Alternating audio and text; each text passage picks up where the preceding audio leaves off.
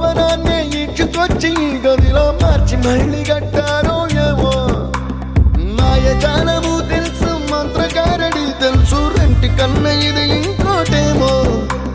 నీలాకాశం నేలాకొస్తే